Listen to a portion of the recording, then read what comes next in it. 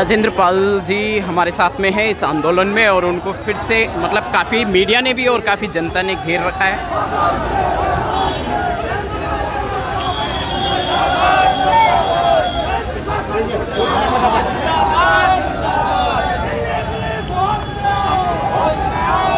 Banner दिखने दो sir, आप थोड़ा सा इधर बैनर दिखने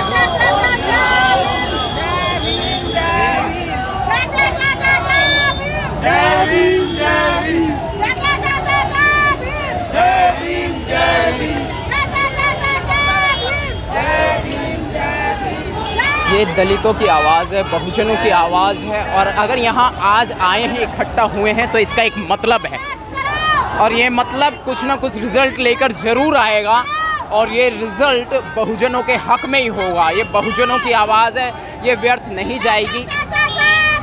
बहुजन मीडिया भी यहाँ सक्रिय है और हमारे बहुजन क्रांतिकारी भी यहाँ सक्रिय हैं। मैं अपने कुछ साथियों के पास जाना चाहूँगा जो काफ़ी जातिवाद के मुद्दों से बहुत हद तक परिचित हैं। जी सर, जय भीम जी। सर प्लीज़, जातिवाद के मुद्दों से बहुत हद तक परिचित हैं और बहुत अच्छे ढंग से जातिवाद को झेल कर बैठे हैं, बहुत आज़ादी के दिन भी। जी सर, क्या कहेंगे, आज इतना जनसैलाब यहाँ इकट्ठा हुआ है। जय भीम सभी को।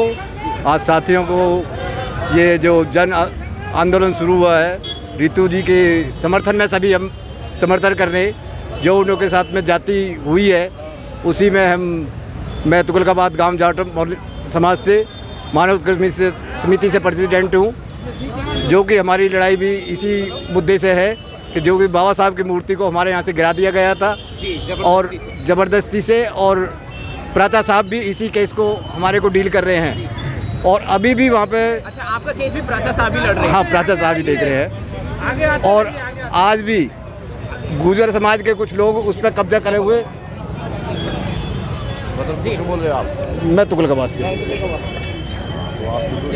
सर, गुर्जर ये साहब भी हैं अम्बेडकर पार्क से, वहाँ ये नाहरपुर का मैटर। अच्छा, हाँ जी, नाहरपुर का मैटर भी हम उसको देखा हुआ है।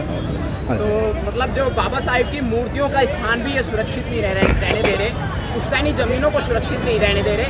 ऐसे में क्या आपको ये लगता है कि आज़ादी का माहौल है भारत में? नहीं, हम आज़ाद नहीं है। दलित समाज अभी भी गुलाम है। आप पर जिस इलाके पर जो हमला हुआ था उसके खिलाफ 100 नंबर पे कॉल करके PCR बुलाई गई थी और मदद नहीं मिली। कोई मदद नहीं मिली है। पुलिस वालों के सामने वहाँ हमले चल रहे थे, महिलाओं पर भी हमले हुए। महिलाओं पर हमले हुए, उनके साथ में काफ़ी बदतमीजी हुई, उनके कपड़े फाड़ दिए गए। आज़ादी के दिन 15 अगस्त का 20 की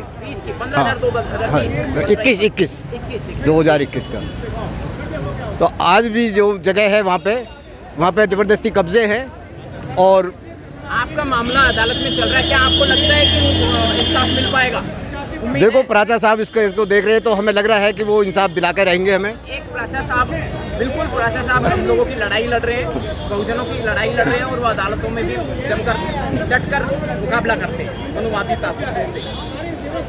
मगर जिस तरीके से राजनीति का प्रेशर और ये सब है, तो हमें नहीं लग रहा कि भी हमें वो ज़मीन मिल पाएगी, क्योंकि 12 बीघे ज़मीन हमें जो रविदास मंदिर जी की थी, वो भी इन्होंने बीजेपी ने हड़प ली है और आज उस पर अपना कब्जा करके बैठ गए हैं।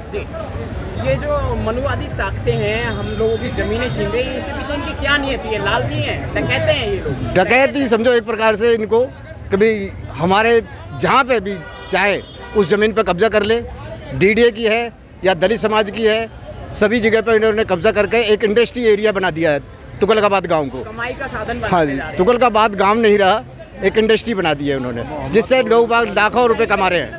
हमारी पुश्तैनी ज़मीन थी, कागजों में भी पुश्तैनी ज़मीन, कागजों में पुश्तैनी ज़मीन है, जो वहाँ पे मतलब हमारे बुजुर्ग थे, हमारे अपने जो हड़वार वगैरह का काम करते थे, जी। वो पुश्तैनी ज़मीन है हमारी। सेम यही मुद्दा नाहरपुर के पार्क का है, अम्बेडकर पार्क, और वो लड़ाई भी प्राचा साहब ही लड़ रहे हैं अदालत में। सर, क्या कहेंगे ये डकैत लोगों के खिलाफ, माफियाओं के खिलाफ? ये डकैत नहीं है, ये वो आया था अफ़गानिस्तान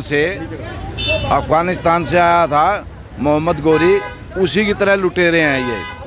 और ये जितनी भी बहुजन समाज की ज़मीनें हैं और पंचायती ज़मीनें, यानी कि स्कूलों की भी ज़मीन को ये बेच कर खा रहे हैं। क्यों? ये सरकार है जो बड़ियों की है व्यापारियों की सरकार है। आपके वहाँ जो माफियाओं ने अम्बेडकर पार्क को हड़पा है, हाँ जी। वहाँ भी शायद कोई बिल्डिंग खड़ी हो रही है बहुत बड़ी। हाँ बिल्कुल बिल्डिंग है, टोटली वो बनियाओं की है और वहाँ का एमएलए बनिया है और एमपी पंजाब से है जो कि एससी है, लेकिन उसने इसमें कोई मदद नहीं करी और इसमें पुलिस प्रशासन भी शामिल है।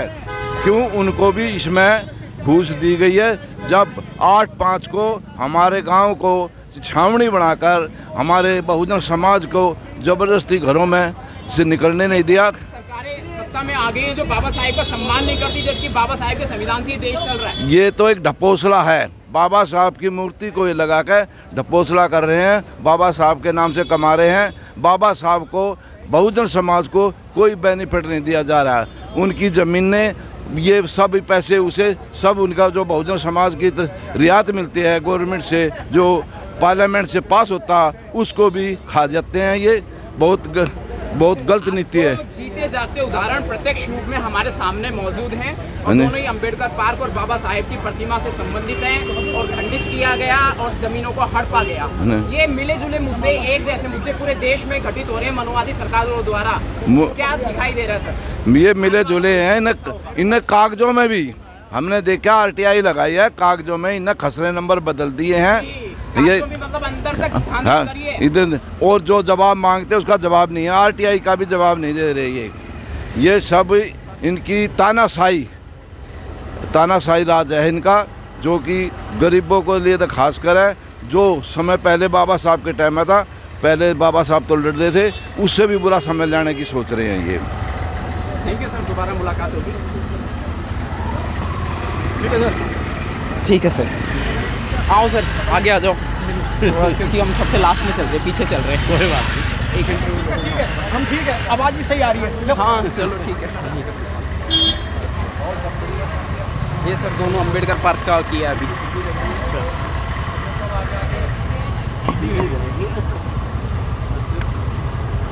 निकल गए, आगे निकल गए। हाँ बहुत आगे निकल गए, हम काफ़ी पीछे चल रहे हैं। प्राचा साहब ने कहा मेरे को पीछे ज़्यादा जाके करो, वहाँ कोई नहीं है। अच्छा है अभी इसमें आप सर मैं सारा समाज आया हुआ यहाँ पर कर रहे हैं सर। बताऊँ मजबूत का इंक्वायरी करूँगा, खुद छुपा करके आ रहे हैं बहुत सारे।